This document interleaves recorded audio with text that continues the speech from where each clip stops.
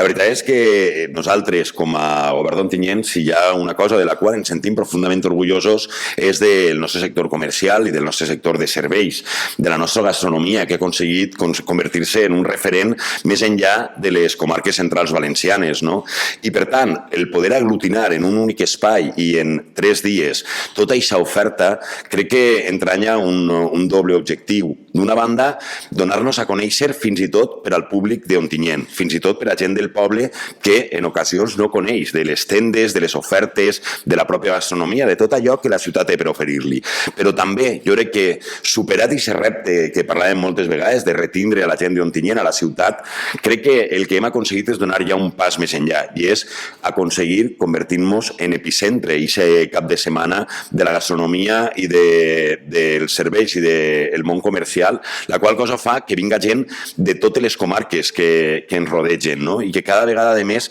siga més exitosa i siga més la quantitat de gent que ve a conèixer allò que tenim per a oferir.